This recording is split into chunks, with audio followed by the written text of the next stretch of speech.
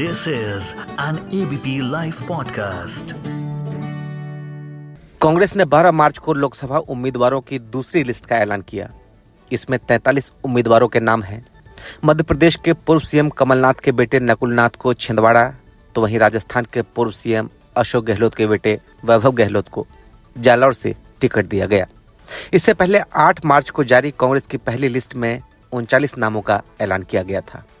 इस तरह कांग्रेस अब तक 82 नामों का ऐलान कर चुकी है।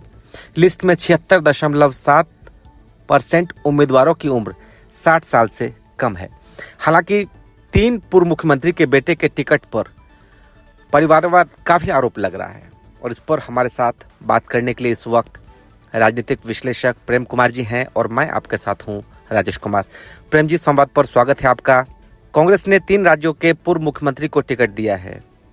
आप कांग्रेस के अब तक के जो दोनों लिस्ट जारी हुई है उसको कैसे देखते हैं? कांग्रेस विपक्ष में है और जो भी उम्मीदवार हैं वो संघर्ष कर रहे हैं, सत्ता की मलाई नहीं खा रहे हैं और इसको परिवारवाद की तरह देखना बिल्कुल गलत होगा, क्योंकि वैभव गहलोत के तो घर में ईडी के छापे पड़ रहे हैं, सीबीआई के छापे पड़ रहे हैं, तो कौन ऐसा परिवारवाद चाहेगा कि घर में छापे पड़े? तो ये संघर्षवाद है, परिवारवाद नहीं है। हमेशा हम लोग परिवारवाद को इस रूप में देखने के आदी हो गए हैं कि कोई किसी का बेटा है तो परिवारवाद ये है ही नहीं। अगर पिताजी के नाम पर बेटा अगर फायदा उठा रहा है सत्ता का, ओहदे का, तब जरूर परिवारवाद है। लेकिन जब जेल में जा रहा है, मोतीलाल नेहरू स्वतंत्रता संग्राम में थे, उनके बेटे जवाहरलाल नेहरू कूद पड़े, उनकी बहन, उनके बहनोई जवाहरलाल नेहरू के बेटी, दामाद, सब लोग जेल गए। ये परिवारवाद है। संघर्ष के लिए कुर्बानी देना परिवारवाद है। ये परिवार एकजुट होकर के राजनीतिक लक्ष्य को प्राप्त करने का ये उदाहरण होता है। उसी तरीके से आज कांग्रेस अपने सबसे बुरे दौर में गुजर रही है। अगर कांग्रेस का एक एक कार्यकर्ता अगर अपने पूरे परिवार के साथ अगर कांग्रेस पार्टी के साथ खड़ा हो तो निश्चित रूप से ये परिवारवाद नहीं हो सकता, ये संघर्ष का और कुर्बानी की लड़ाई कही जाएगी। इसलिए मेरा पॉइंट ऑफ व्यू बिल्कुल डिफरेंट है। अशोक गहलोत के बेटे के घर सीबीआई के छापे पड़ रहे हैं, वो संघर्ष कर रहे हैं, तो उनको अगर पार्टी टिकट दे रही है चुनाव लड़ने के लिए तो जनता के बीच जा रहे हैं। जनता अगर उनको लायक नहीं समझेगी तो वो नहीं चुने जाएंगे।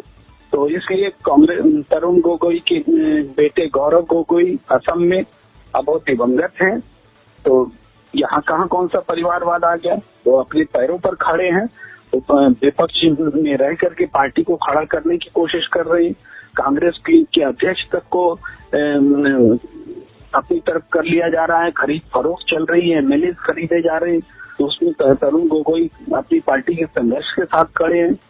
तो यहाँ कहाँ कौन सा परिवारवाद दिखा है?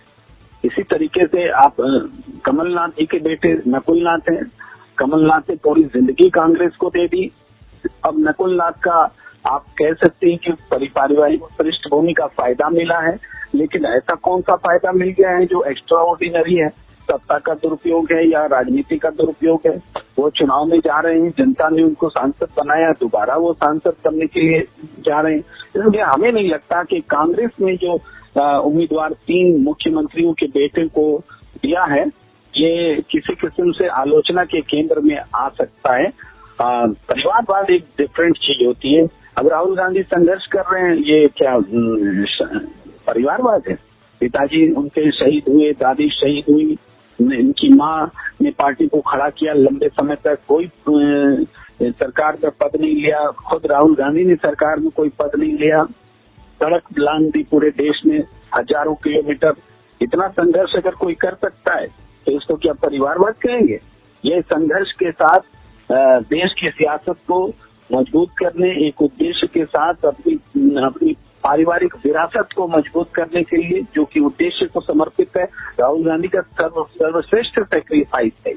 जी, इसमें सर क्योंकि ये राज्य के 43 सीटें हैं दूसरी लिस्ट में, तो इसमें सबसे ज्यादा असम में 12, गुजरात में 7, एमपी में 10, राजस्थान में 10, उत्तराखंड में 3 और दमन में 1 सीट है। इसमें सबसे ज्यादा उम्मीदवार इसमें ओबीसी है 13, उसके बाद जनरल 10 है, एसटी 9 है, मुसलमान 1, 4 महिला है। तो इस तौर पर अगर आप देखें तो ये क्या कहता है इसमें, क्योंकि लिस्ट में 76.7% जो उम्मीदवार है उसकी उम्र 60 साल से कम है, तो ये क्या संकेत है? देखिए, इस लिस्ट में कांग्रेस अपने लिए संभावनाएं टटोलती दिख रही है। कांग्रेस का जो परंपरागत वोट बैंक है उससे कांग्रेस जुड़ने की कोशिश करती दिख रही है, जो बीते दिनों छिटक गया। आज कांग्रेस 50-52 की सीट पर सिमट गई, तो इसका कारण है कि अलग अलग जो सियासत हुई जिसमें जाति का बोलबाला रहा, तो उसमें कांग्रेस कहीं न कहीं पीछे रह गई। अब कांग्रेस ने जबकि ओबीसी को भागीदारी देने का और जिसकी जितनी आबादी उसके हिसाब से हिस्सेदारी वाला नारा बुलंद कांग्रेस कर रही है, तो कांग्रेस को टिकट बंटवारे में भी ये दिल दिखाना होगा। और हमें लगता है किसी हद तक उसने ये कोशिश की है कि जो पिछड़ा तबका है उसको भी भागीदारी मिले। पहले कांग्रेस में ऐसा नहीं होता था, अब कांग्रेस बदल रही है। राजस्थान में बात करें तो यहाँ पर कांग्रेस की नई स्ट्रेटजी दिख रही है। इस बार कांग्रेस ने 10 सीटों पर उम्मीदवार अनाउंस किया है, तो इन पर पिछले चुनाव में किसी भी उम्मीदवार को टिकट नहीं दिया गया था। तो इसकी किस तरह स्ट्रेटजी देख रहे हैं आप? राजस्थान वो प्रदेश है जहां कांग्रेस ने सत्ता तो हासिल नहीं की विधानसभा चुनाव में, लेकिन वोट बैंक को बनाए रखा। राजस्थान वो प्रदेश है जहां भारतीय जनता पार्टी ने एक ऐसा प्रयोग किया जिसमें एक बार के एमएलए को मुख्यमंत्री बनाया है। इस वजह से वहां बहुत असंतोष है, तो उस असंतोष को बनाने का भी कांग्रेस के पास अवसर है। तो ऐसे में अगर जनजाति समुदाय से जैसे मीणा है, उसी तरीके से एससी से अगर वो टिकट देती हैं, आदिवासी से टिकट देती हैं, तो अच्छी बात है। अभी तो 10 सीटें ही घोषित हुई हैं, लेकिन हमें लगता है कि उनका रिप्रेजेंटेशन होगा और राजस्थान में कांग्रेस वापसी कर सकती है। ये 25 सीट बहुत महत्वपूर्ण है और जो भी हिंदी भाषी प्रदेश है उसमें कांग्रेस के लिए सबसे ज्यादा संभावना राजस्थान में है वापसी करने की लोकसभा चुनाव में। जी, मध्य प्रदेश की बात करें तो कांग्रेस ने यहाँ पर 10 कैंडिडेट अनाउंस किए, उसमें से 8 नए चेहरे हैं, जबकि 2 सीटों पर रिपीट किया है अपने कैंडिडेट को। वो है छिंदवाड़ा जहाँ से कमलनाथ के बेटे नकुलनाथ उतरे हैं, और बैतूल सीट पर रिपीट किया है। तो यहाँ कैसे देखते हैं आप? मेरे ख्याल से कांग्रेस नेतृत्व चूंकि बदला है मध्य प्रदेश में, उसका असर दिख रहा है। जीतू पटवारी युवा है, वो अपनी टीम तैयार करते दिख रहे हैं और इसमें हाँ उन्होंने कमलनाथ जी के बेटे को टिकट दे करके या उनकी संस्तुति करके एक तरह से एक तालमेल भी बिठाने की कोशिश की है। नया चेहरा नई उम्मीद जगाता है, क्योंकि कांग्रेस वहां लगातार मध्य प्रदेश में हारती रही है। 29 सीटें हैं, 29 में 28 सीटें बीजेपी के पास है, एक कमलनाथ वाली के बेटे वाली जो सीट है वही कांग्रेस के पास है। तो ऐसे में प्रयोग करने के पूरे अवसर हैं कांग्रेस के पास, खोने के लिए कुछ भी नहीं है, तो सब कुछ पाने के लिए है।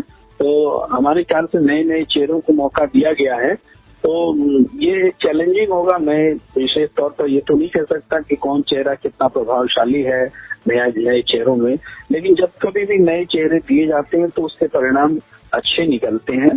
तो इस ख्याल से हम देखें कि कैसे प्रदेश में जहां बीजेपी और आरएसएस का बहुत बड़ा गढ़ जिसको माना जाता है, जहां लगातार वो सत्ता में है थोड़े समय की अवधि को छोड़कर, तो वहां पर कांग्रेस के पास एक कड़ी चुनौती है। उसमें प्रयोगधर्मी होकर के ही नए चेहरों को देकर ही चुनाव में कुछ नया किया जा सकता है और कांग्रेस इसी कोशिश में वहां लगी दिखती है।